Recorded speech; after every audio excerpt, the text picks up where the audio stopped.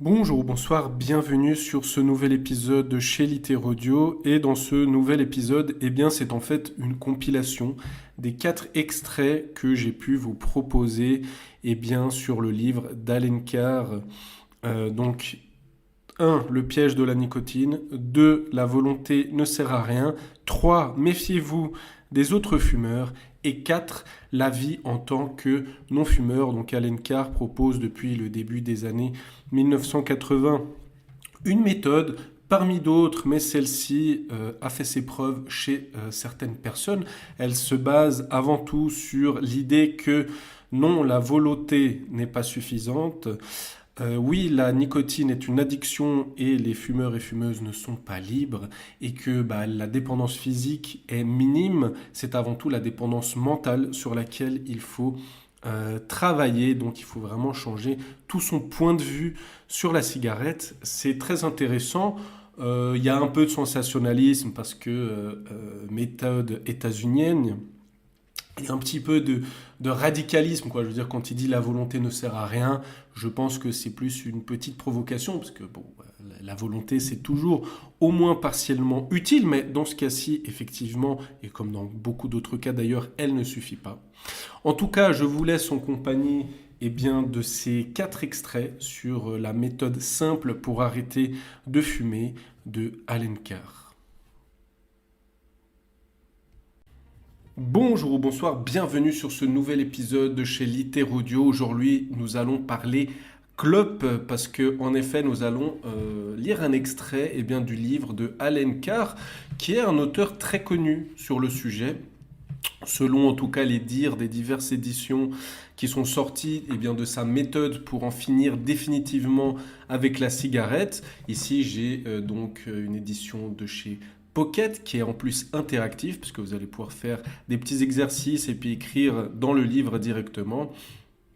Il semblerait que cette méthode ait aidé des millions de gens. Elle est très très très très connue et je me suis dit que j'allais vous partager quelques extraits. Et le premier que je souhaite vous partager, c'est le piège de la nicotine. Alors peut-être 2-3 mots sur Allen Carr. Donc en 1983, Allen Carr a conçu la méthode simple pour en finir avec la cigarette, qui deviendra un best-seller vendu à plus de 14 millions d'exemplaires dans le monde. C'est pas dégueu. Il est considéré comme l'expert numéro 1 de l'assistance aux fumeurs et a adapté sa méthode à de nombreux autres domaines. Alors, une méthode qui a parfois fonctionné, parfois pas. J'ai trouvé ça intéressant de l'aborder parce qu'elle a vraiment aidé certaines personnes. Ma femme est actuellement en train de l'essayer. Pour l'instant, me semble-t-il, avec succès. Donc, il va évidemment parler de ce qu'est la cigarette, la nicotine, de comment ça agit, de pourquoi est-ce qu'on n'en a pas besoin, de comment est-ce qu'on veut faire. Bref, il va un petit peu aborder tous les points. Et comme je vous le disais, tout ça, ça a été enrichi au fil des éditions. Donc, le piège de la nicotine. Le piège de la nicotine repose sur une arnaque ingénieuse, la capacité à vous faire croire que votre pire ennemi est votre meilleur ami. Gardez l'esprit ouvert. Si vous vous sentez sceptique, ne vous inquiétez pas, c'est parfaitement normal à ce stade. En fait, il est important que vous remettiez tout en question à mesure que vous poursuivrez votre lecture. Cela inclut tout ce que vous croyez savoir à propos du tabagisme. Ouvrez votre esprit et la vérité vous sera révélée. Personne n'aime l'idée de s'être fait arnaquer. Vous n'êtes pas un imbécile, vous êtes parfaitement capable de distinguer quand quelque chose est bon pour vous et quand ça ne l'est pas.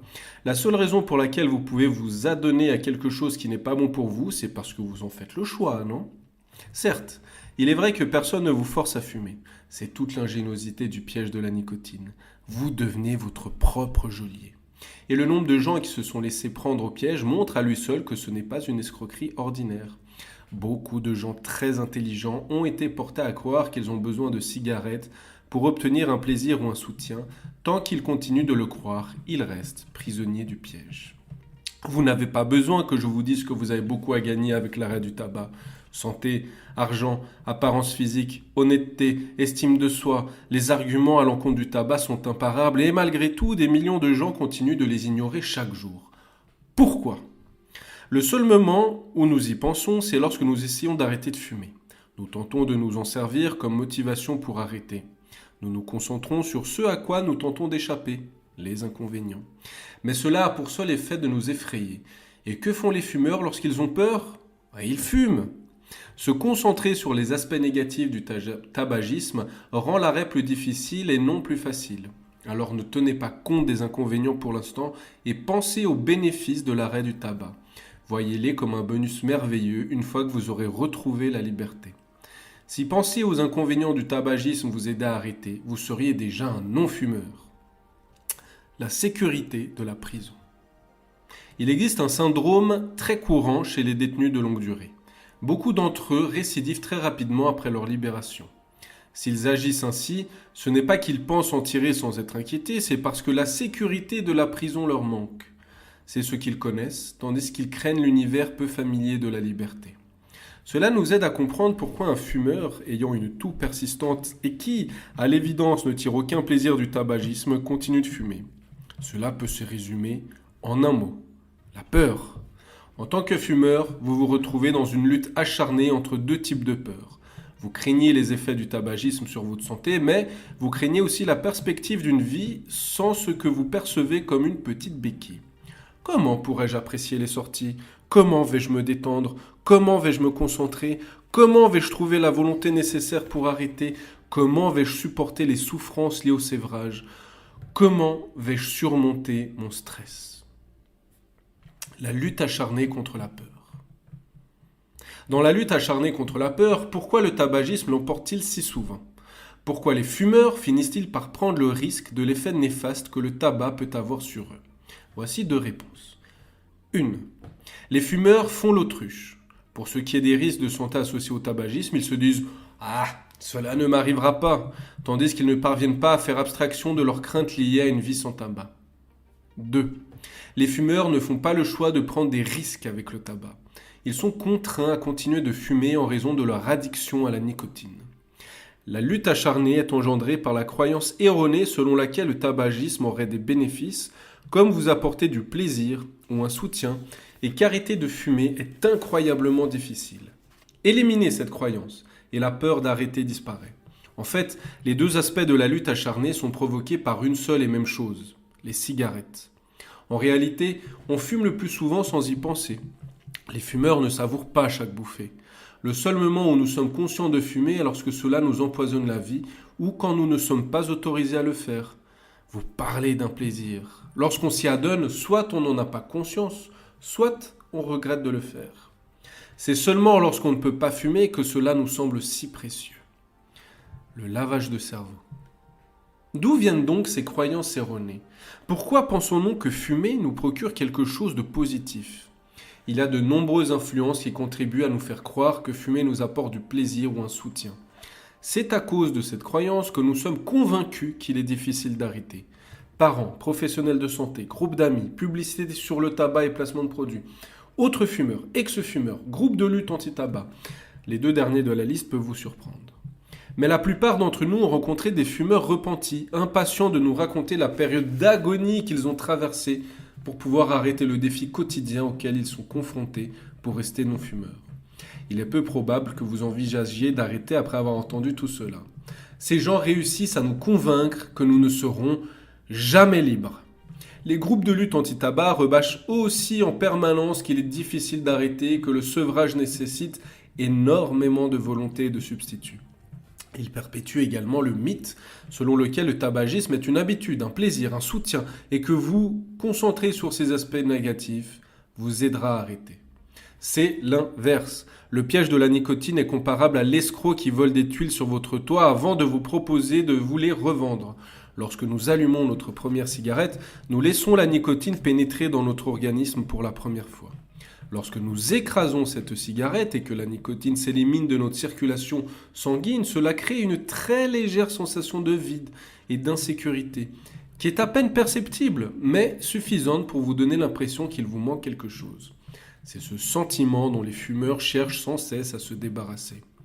Nous fumons pour nous débarrasser du sentiment créé par la première cigarette. Comme le léger sentiment de malaise est provoqué par le manque de nicotine, et puisque fumer permet d'alimenter à nouveau notre organisme en nicotine, la cigarette crée un soulagement temporaire que nous considérons à tort comme un plaisir. Mais dès que nous écrasons la cigarette et que la nicotine commence à nouveau à s'éliminer de l'organisme, l'impression de gêne refait surface et une vie de calvaire commence. La cigarette ne soulage pas d'un sentiment de malaise, elle le provoque. Il est indispensable que vous compreniez parfaitement ce point.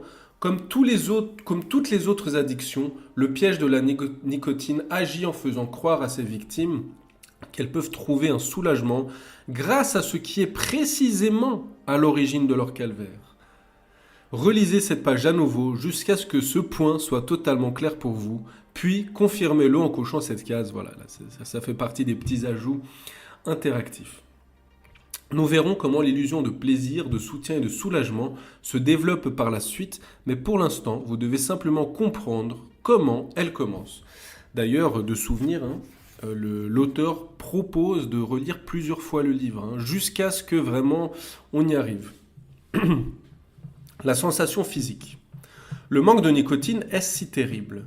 Dans le chapitre précédent, à la page 30, vous avez noté combien de fois vous fumez chaque jour. Cela signifie que votre organisme ressent le manque de nicotine le même nombre de fois.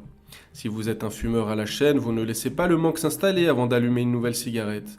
Mais que se passe-t-il la nuit, lorsque vous dormez ? Êtes-vous à l'agonie à cause des symptômes du manque lorsque vous passez toute une nuit sans fumer ? La prochaine fois que vous éprouverez le désir de fumer, réfléchissez aux sentiments que vous éprouvez aussi bien au niveau physique que psychologique. La sensation physique du manque est si légère que la plupart des fumeurs n'en ont même pas conscience. Ils éprouvent un tiraillement infime, un léger sentiment de vide et d'insécurité qui les incite à penser à leur prochaine cigarette. La méthode simple appelle ce sentiment le petit monstre. Le petit monstre est si faible qu'il est presque inexistant. Il ne nous gêne pas lorsque nous dormons parce que nous ne sommes pas conscients. Ce n'est que lorsque nous sommes conscients qu'il devient un problème parce qu'il éveille un autre monstre, le grand monstre qui vit dans votre esprit. À un moment donné de votre vie, vous avez peut-être cru aux fées et au Père Noël. Lorsque vous avez découvert qu'il n'existait pas, avez-vous pu y croire à nouveau ? Le grand monstre. Votre addiction à la nicotine est à 1% d'ordre physique et à 99% d'ordre mental. Et c'est cette part de 99% qui constitue le grand monstre.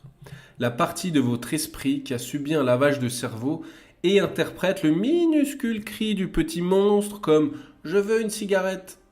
Bien sûr, si vous fumez une cigarette, vous ne faites que nourrir le petit monstre. Il est facile de tuer le petit monstre. C'est parce que l'addiction au tabac est à 99% d'ordre psychologique que les patchs et les chewing-gums à la nicotine ne sont pas efficaces. Ils ne s'occupent que de 1% du problème. Tout ce que vous avez à faire, c'est d'arrêter d'alimenter votre organisme en nicotine et le petit monstre mourra rapidement.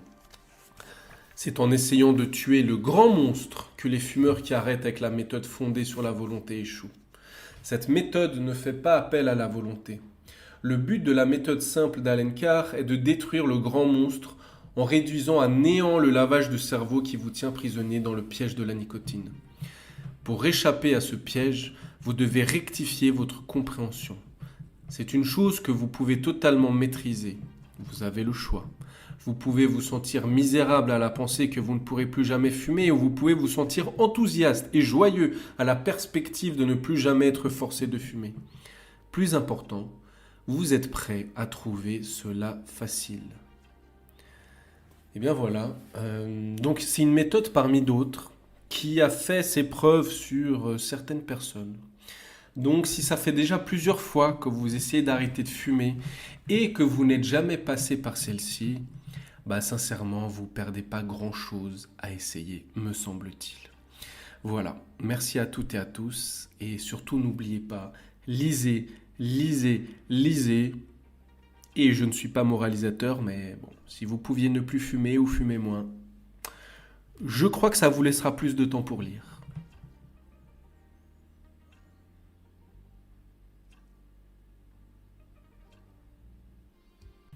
Bonjour ou bonsoir, bienvenue sur ce nouvel épisode chez Littérodio. Nous continuons avec le livre d'Allen Carr qui s'appelle dans cette édition Mon programme pour en finir avec la cigarette, qui est un livre interactif. Je vous ai déjà proposé la lecture du chapitre qui s'appelle Le piège de la nicotine. Je vous invite à aller l'écouter. ou à le lire directement si vous possédez le livre, bien évidemment. Et aujourd'hui, nous allons lire le 6e chapitre de cette édition qui s'appelle « Pourquoi la volonté ne sert à rien ?» parce que c'est l'un des grands thèmes de Allen Carr, qui est de dire que la volonté, je n'irai pas jusqu'à dire qu'elle ne sert à rien, mais qu'elle n'est pas suffisante, en tout cas, pour arrêter de fumer. Et déjà dans l'épisode précédent, on a vu qu'il avait identifié ce qu'il appelle le petit monstre et le grand monstre. Le petit monstre, c'est l'addiction physique, selon lui 1%, et le grand monstre, l'addiction mentale de l'esprit, qui est à 99%, et que c'est là-dessus surtout que le livre veut travailler. Allez, c'est parti pour pourquoi la volonté ne sert à rien. Beaucoup de fumeurs ont du mal à croire qu'ils peuvent arrêter sans volonté. En réalité, si vous faites appel à votre volonté, vous avez plus de risques d'échouer, comme nous allons l'expliquer dans ce chapitre. Vous avez sans doute entendu dire « Tu n'arrêteras jamais de fumer si tu ne le veux pas vraiment » ou quelque chose dans ce genre. Cela est souvent interprété par les fumeurs et les non-fumeurs comme « Vous devez puiser dans vos réserves de volonté pour arrêter ». Mais il y a un moyen bien plus facile. Changez votre façon de penser. Prenez conscience que fumer ne vous apporte aucun plaisir ou soutien et vous pourrez devenir un non-fumeur heureux, sans souffrance, de façon immédiate et surtout définitive. La raison pour laquelle les fumeurs pensent qu'arrêter demande une volonté de faire est qu'ils ne sont pas convaincus de réellement le vouloir. Et cela s'explique en partie parce qu'ils pensent que cela leur demandera énormément de volonté. C'est un autre aspect du mythe du tabagisme qui est perpétué par tout le monde, des fumeurs invétérés aux militants anti-tabac. Quel que soit le côté de la barrière où ils se situent, ils s'accordent tous sur une chose, arrêter n'est pas facile. Ils ont une autre chose en commun. Tous se trompent. Si arrêter de fumer était une question de volonté, il faudrait en conclure que si des millions de gens ne parviennent pas à arrêter chaque année, c'est parce qu'ils manquent de volonté. Cela sous-entendrait que la grande majorité des fumeurs n'ont pas de volonté, étant donné que seule une faible minorité de fumeurs ont essayé d'arrêter à un moment de leur vie. En dehors du fait que ce soit statistiquement improbable, il suffit de regarder quelques fumeurs typiques pour voir que cela n'a pas de sens.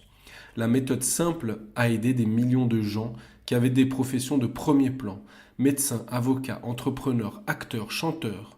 Pensez-vous que ces gens en seraient arrivés là où ils en sont s'ils manquaient de volonté ? Repensez à votre première cigarette. Combien d'efforts avez-vous dû fournir pour surmonter votre répulsion avant que le goût et l'odeur ne vous gênent plus ? Et lequel de vos amis ont commencé à fumer en premier et vous ont incité à le faire ?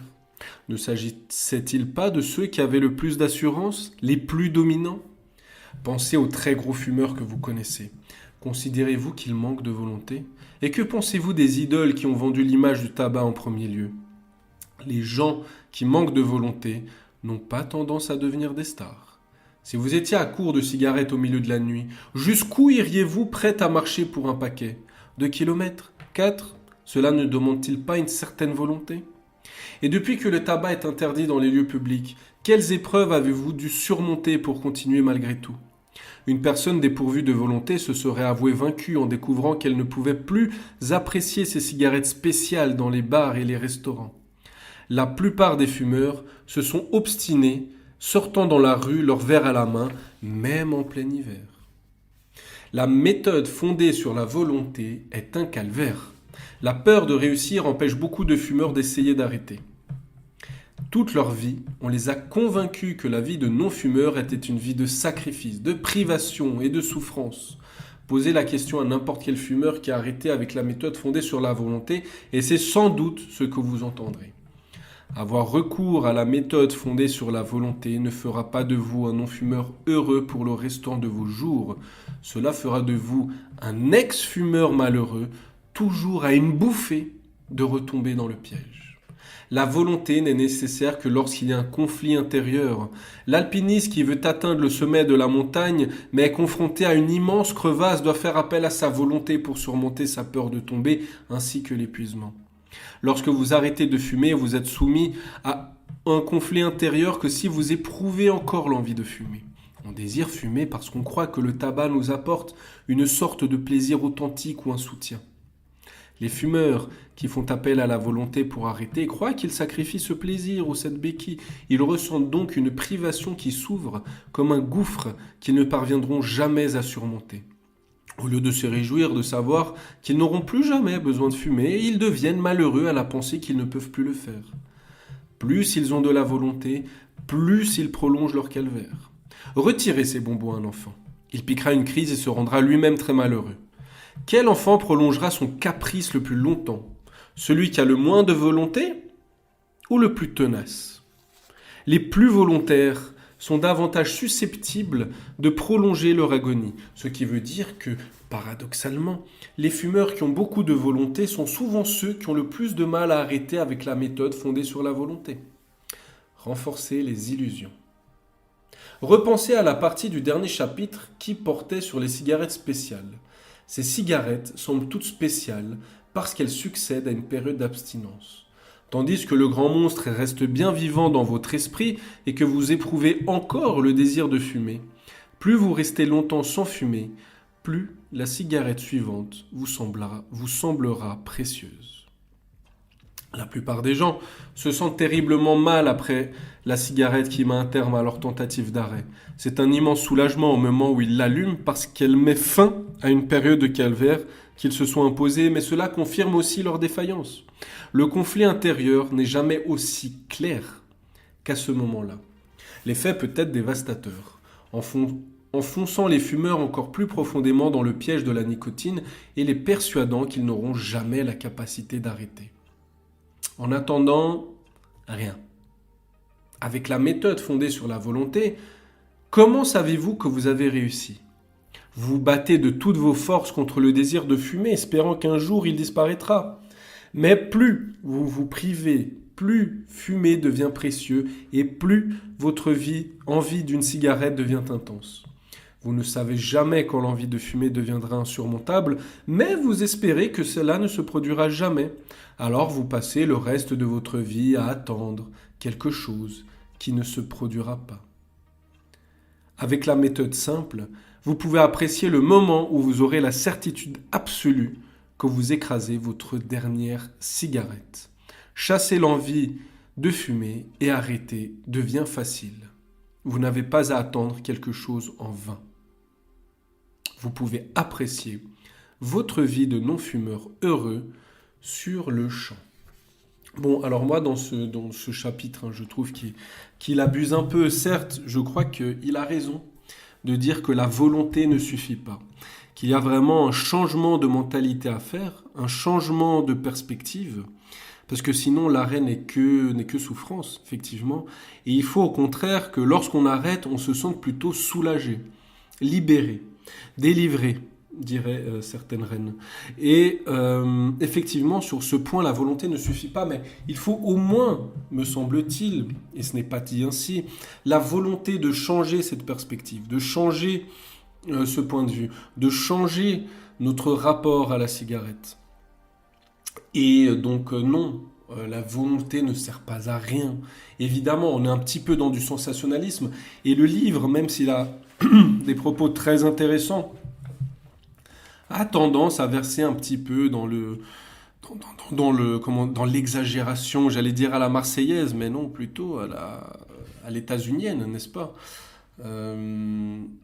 Et voilà, ça c'est un petit peu dommage, mais bon, ça fait un petit peu partie du truc pour bousculer, pour faire réfléchir. Mais non, franchement, n'abusons pas, la volonté ne sert pas à rien. Mais la volonté ne suffit pas. Et effectivement, si vous ne changez pas en profondeur votre rapport, votre vision de la cigarette et du fait de fumer ou d'arrêter de fumer, ça risque d'être très, très, très, très difficile. Voilà. Merci à toutes et à tous. N'hésitez pas évidemment à venir apporter votre témoignage en commentaire, à venir peut-être aussi apporter plus d'informations, plus d'expérience, plus de partage. Je pense que ça peut être très instructif et intéressant pour tout le monde. Je vous dis à la prochaine et surtout, lisez, lisez, lisez. Et si vous arrêtez de fumer, eh bien profitez-en pour lire encore plus.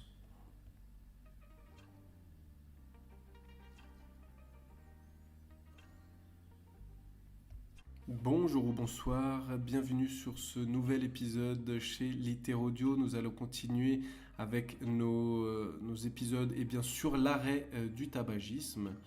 On attaque la cigarette, non pas les fumeurs et les fumeuses bien évidemment. On se base sur le livre d'Allen Carr, qui est une méthode très connue depuis, mine de rien, 1983. La méthode a été enrichie. Dans l'édition Pocket que je tiens entre mes mains, eh bien, il y a même un aspect interactif. Vous allez pouvoir remplir, eh bien, répondre à certaines questions, prendre des notes, etc. Et donc Allen Carr propose une méthode parmi d'autres qui aurait apparemment fonctionné sur des millions de gens. En tout cas, c'est ce qui est dit. Dites-moi si vous l'avez déjà essayé, si vous comptez l'essayer, et si vous l'essayez, est-ce que ça a fonctionné? Ça m'intéresse bien évidemment. Nous avons déjà proposé 2 épisodes. Le premier qui s'appelle Le piège de la nicotine et le deuxième, La volonté ne sert à rien. Et aujourd'hui, eh bien, nous allons il aime bien les titres un peu accrocheurs quand même, Allen Carr. Et ici, c'est Méfiez-vous des autres fumeurs. Voilà. Alors évidemment, attention, il faut continuer à prendre soin de nos amis et familles qui fument. C'est pas grave s'ils fument, je veux dire, c'est leur problème. Il faut les aider peut-être, mais en tout cas s'ils le souhaitent. Mais en tout cas, ne vous arrêtez pas au titre, bien évidemment. Le but de ce chapitre est de s'assurer que vous soyez vigilant vis-à-vis de tous les gens qui vont essayer de vous influencer, de sorte que vous retombiez dans le piège. Lorsque vous êtes conscient du danger, il est plus facile de l'éviter. Et pour le coup, je comprends ce qu'il veut dire déjà par ce titre. C'est effectivement, quand on a des amis qui continuent de fumer, ils vont, en règle générale, avoir un discours qui dit que oui, peut-être fumer c'est pas bien, mais ça fait plaisir, c'est dur, etc., etc. Donc quelque part un discours qui va vous faire dire, penser, ressentir que vous faites des sacrifices, peut-être pour rien, peut-être que vous passez de plaisir. Et c'est là que les fumeurs, voire les ex-fumeurs, sont dangereux. Dans le chapitre 7, vous avez noté le nom de nouveaux convertis et de pleurnicheurs que vous connaissez et on vous a conseillé de vous méfier des ex-fumeurs qui ont arrêté avec la méthode fondée sur la volonté. Donc, comme je vous disais, dans cette édition, il y a de l'interactivité, donc forcément, il y a des notes à prendre. Ceci renforce le mythe selon lequel fumer apporte un plaisir ou un soutien, impliquant que vous ne pouvez jamais être totalement libre. En fait, vous devez vous méfier de tous les fumeurs parce que leur influence peut vous faire retomber dans le piège, que ce soit intentionnel ou non. Pensez à votre première cigarette. Quelqu'un vous a-t-il encouragé à fumer ou est-ce une chose que vous avez faite de votre propre initiative? Dans ce dernier cas, qu'est-ce qui vous a fait penser que c'était une bonne initiative? Ne vous méprenez pas sur mes propos. Vous ne serez pas obligé d'éviter les fumeurs une fois que vous serez libre. En fait, vous ne devriez pas le faire. Soyez simplement conscient qu'ils peuvent tenter de vous influencer. Lorsque vous verrez les choses clairement, il sera évident qu'ils sont simplement accros et il sera facile de les considérer avec compassion. L'influence parentale. La plupart des gens commencent à fumer à l'adolescence, l'époque à laquelle nous cherchons à nous créer une identité et quelque chose qui puisse nous donner confiance en nous. Pour certains, fumer est une valeur sûre. Ils suivent le troupeau, font partie d'un groupe. Pour d'autres, c'est un moyen de rébellion, une façon de se distinguer, de montrer qu'ils sont différents.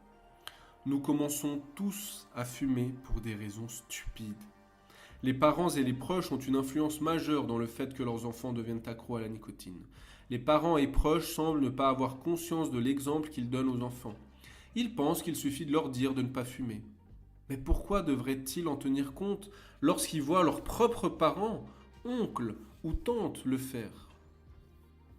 La pression des pères. Mais il est rare qu'un parent soit celui qui fournisse consciemment cette première cigarette. Ce rôle échoit en général à un ami, pas toujours un ami proche, mais un ami qui vous donne l'impression que vous devriez essayer. Cela peut être quelqu'un que vous admirez ou même que vous craignez. Vous ne voulez pas qu'il se moque de vous ou perde la face. Alors vous prenez la cigarette qu'il vous tend. Les modèles. L'influence des modèles est plus subtile, surtout lorsqu'il s'agit de personnages de fiction. Tout au long du XXe siècle, si un écrivain ou un scénariste voulait qu'un personnage semble cool, autoritaire, intéressant, anticonformiste et fort, le procédé généralement employé était de faire de lui un fumeur. De Sigourney Weaver à Leonardo DiCaprio, l'image de la star de cinéma une cigarette à la main a encouragé un nombre incalculable de gens à commencer à fumer. Au cours des années 1990, comme le monde est devenu plus conscient des dangers du tabac, Hollywood a tenté de suivre le mouvement et la cigarette a été considérablement moins présente à l'écran qu'à l'époque d'Humphrey Bogart, James Dean et Audrey Hepburn. Mais aujourd'hui, Hollywood a replongé et les scènes dans lesquelles les acteurs fument sont aussi nombreuses que dans les années 1950. Ce n'est pas un hasard.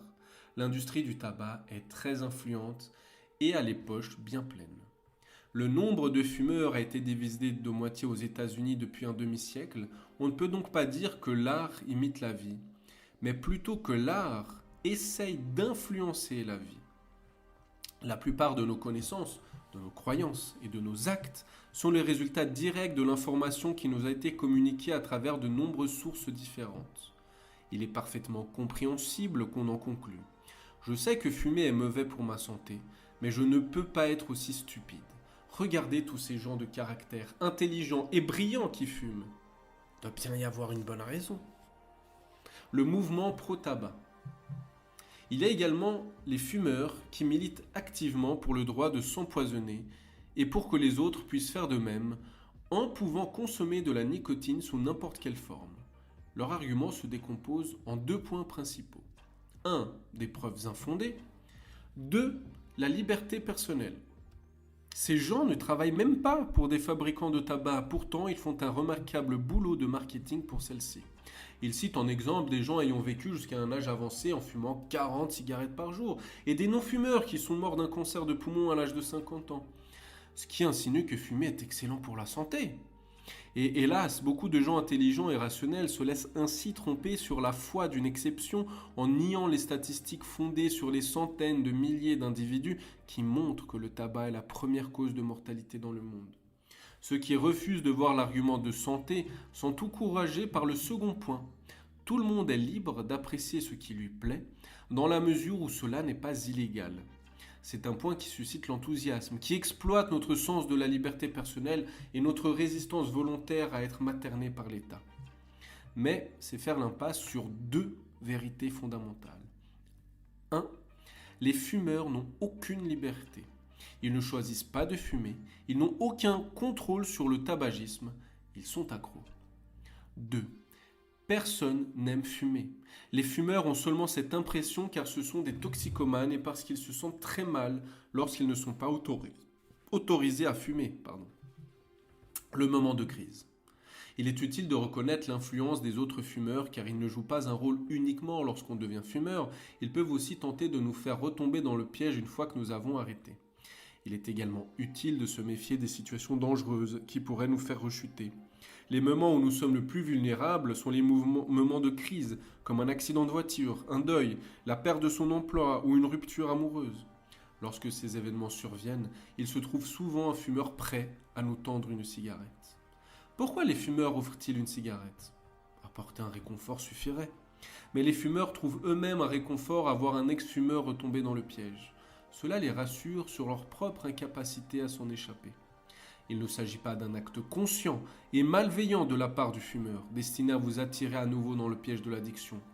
Ils croient réellement vous rendre service parce que leur perception a été faussée par l'addiction. Soyez préparés à faire face à l'influence des autres fumeurs et des ex-fumeurs qui arrêtent avec la méthode fondée sur la volonté et commencez à vous rappeler une chose, tous les fumeurs sont des menteurs. Ils se mentent à eux-mêmes et aux autres parce qu'ils n'ont pas le choix. C'est la seule façon pour eux de pouvoir continuer à affronter l'odeur répugnante, les quintes de toux, la respiration sifflante, l'esclavage et l'humiliation. Ils doivent se convaincre qu'ils en tirent un bénéfice. Ils finissent donc par croire à leurs propres mensonges et à ceux des autres fumeurs. Un des grands plaisirs lorsqu'on redevient non-fumeur est qu'on n'est plus forcé de mentir. La sensation de liberté est merveilleuse. Tandis que les fumeurs se demandent comment vous pouvez vivre sans apprécier une cigarette, vous savez qu'aucun fumeur n'aime fumer. Mais vous appréciez réellement de ne plus fumer chaque jour de votre vie. Cette joie absolue d'avoir retrouvé la liberté. Il est tragique de voir quelqu'un qui était autrefois plein d'assurance et maître de soi, réduit à l'ombre de lui-même par les ravages du tabagisme, mais c'est arrivé à un grand nombre de célébrités. Et vous connaissez sans doute personnellement quelqu'un qui a été détruit par les effets du tabagisme. Au fond de vous, vous savez qu'ils ne fumaient pas parce que c'était cool ou glamour, mais parce qu'ils ont été victimes d'une escroquerie, tout comme vous, et que fumer, au lieu de leur donner du caractère et du charisme, les a en fait détruits. N'oubliez pas, une fois que vous percez l'illusion un jour, elle ne peut plus vous duper. La vérité est incontestable. Fumer n'aide pas à surmonter une crise, cela ne fait que l'aggraver.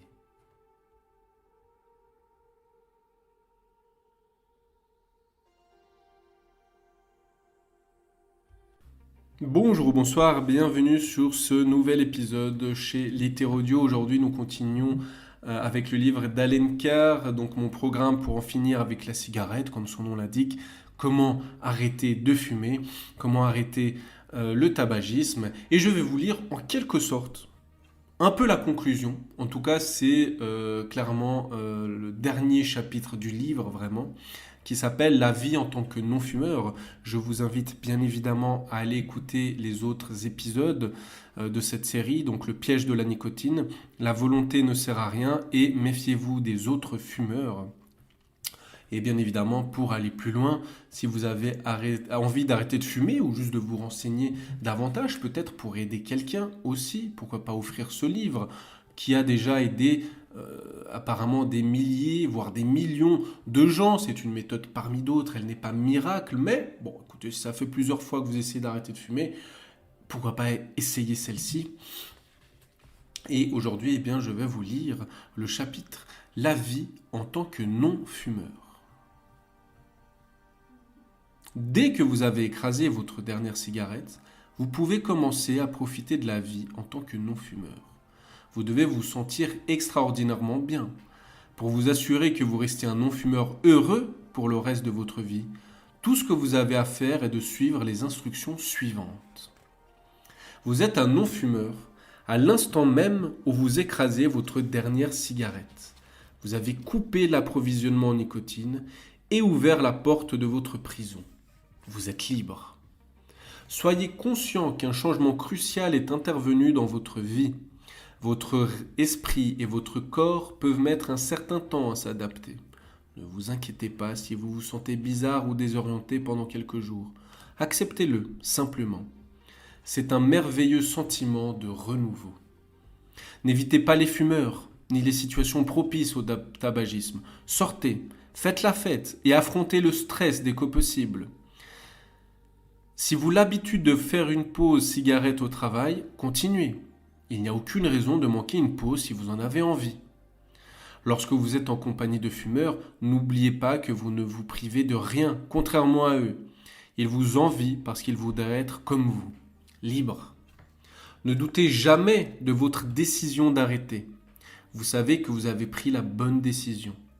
Si vous vous morfondez en pensant aux cigarettes, vous vous mettrez dans une position impossible à tenir. Malheureux si vous n'en fumez pas, et encore plus malheureux si vous en fumez une. Jetez vos cigarettes et briquets. N'ayez jamais de cigarettes en votre possession.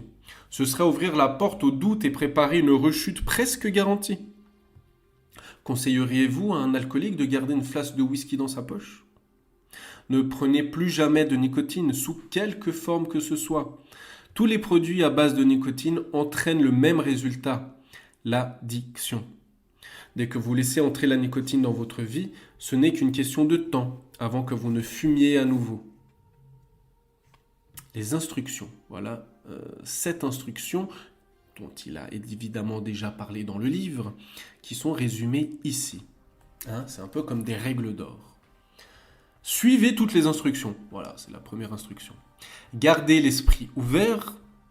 Commencez par un sentiment d'enthousiasme et de joie. Ne doutez jamais de votre décision d'arrêter. Ignorez tous les conseils en contradiction avec la méthode simple. N'essayez pas de ne pas penser au tabac. N'attendez pas le bon moment. Arrêtez maintenant. Si vous avez directement lu cette page avant d'avoir lu le reste du livre, dans l'espoir de trouver une solution express à votre problème de tabagisme, s'il vous plaît, revenez au début et lisez le livre du début à la fin. Tous ceux qui s'y sont astreints arrivent à cette page avec le bonheur de savoir qu'ils ont arrêté de fumer pour de bon. Si vous avez la moindre question ou inquiétude, nous pouvons vous aider. Appelez simplement le centre Alencar le plus proche de chez vous. Nous serons heureux de répondre à vos questions. Félicitations, vous êtes libre. S'il vous plaît, parlez au monde entier de la méthode simple d'Alencar. Bon alors oui, voilà, vous voyez, il y a effectivement des centres Alencar un petit peu partout dans le monde. Je vais regarder, il y en a en France, il y en a au Royaume-Uni, il y en a pas mal au Royaume-Uni apparemment, et ben il y en a vraiment plein en fait.